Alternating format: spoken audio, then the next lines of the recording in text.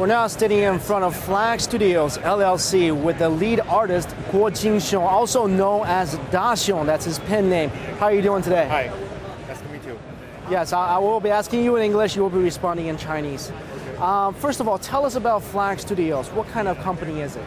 This is a comic company run by Chinese people. We hope to create a market in the U.S. The business is jointly registered by myself and a few friends.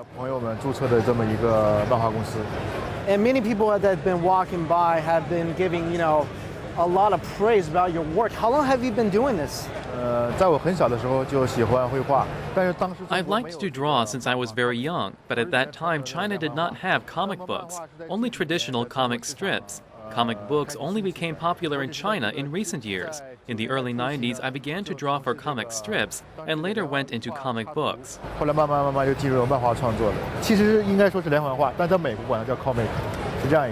And you're pretty well known inside mainland China. Can you talk a little bit about what you've done over there? In China, I mainly worked in the comic publishing industry, and I taught art at universities. In addition, I also led a team which created comics. The themes of our comics were usually based on Chinese historical stories. And can you tell us some of the titles? For example, we published the comic book Zhuzi Baijia, which refers to famous and influential Chinese scholars and philosophies, like Confucius and Taoism. We also published comics about different emperors from different dynasties, as well as traditional martial arts stories. And are you trying to bring these titles now into the U.S.? Yes, however, I feel that Americans don't totally understand Chinese culture, especially the positive aspects of China's culture. Has it been easy making a transition from China to the U.S., where in China you're very well known, but in the U.S., this is basically you starting from scratch. Tell us about this experience.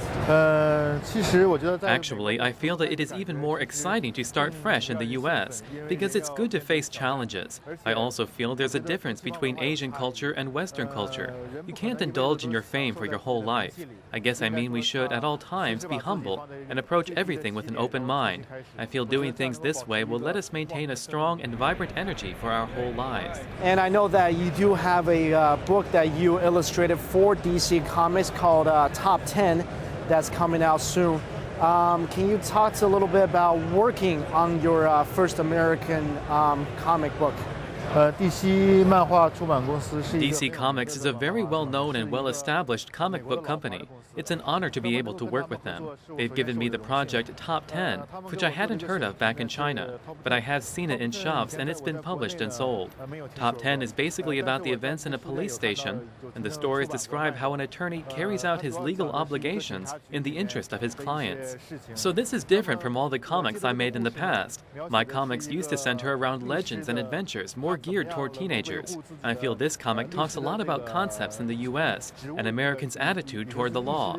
Even if you have supernormal abilities and all kinds of methods, the law will always be the law. I feel that it gets across an ideology.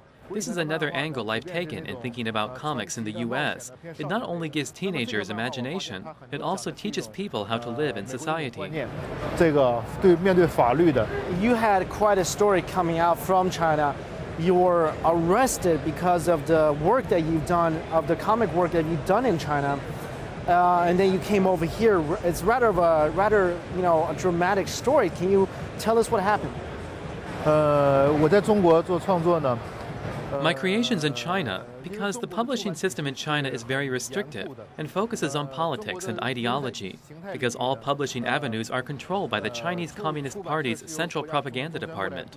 So there is no creative freedom, and it is basically impossible for you to express your own story or your own ideas. Consequently, the themes for our artwork can only come from what has already been published in China, and there is little scope for personal freedom in our work. This is because of the social system in China. For myself, I felt that if an artist doesn't have freedom, he loses his passion. This is one aspect. In addition, I felt that my living situation was very difficult. Now that I've come to the U.S., I see such a busy and prosperous market, and I'm the only Chinese comic artist, and there's a workshop which represents traditional Chinese culture here. I feel this is a good start, and I'm full of confidence about the future, because I have confidence in China's traditional culture. 我觉得我对未来充满信心，因为我我对中国文化有信心。 Talk about your time in prison, knowing that you're in prison because of something that you did that's in any other country would have been completely okay. How did you feel?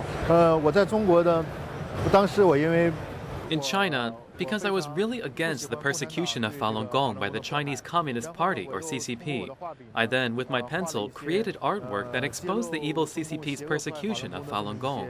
I felt this was a normal method of expression, especially for an artist, and I didn't think I was doing anything wrong. Say, for example, if someone were to draw a picture of President Obama here in the US, would they end up in jail? I find this laughable. However, that's exactly what happened in China, and I landed in jail. I was taken to the Public Security Bureau, and they tried to brainwash me. Whether it was destroying my finances or harming me physically, it was because they wanted me to give up my principles. But I always thought, why should it be like this? They told me clearly that if I continued to draw those comics, there'd be no place for me in China, and it would be impossible for me to be successful. As a result, I felt I had to go. 然后呢，他已经告诉我，如果再要继续画下去的话，那么我在中国呢，恐怕就没有这个出路，没有再发展的空间了。所以说，我觉得我要走出来。 We're certainly glad that you are here, and especially at a society where you can pretty much draw whatever you want without fear of anything. We do look forward to seeing more of your work in the future. Thank you very much. Thank you. You're welcome.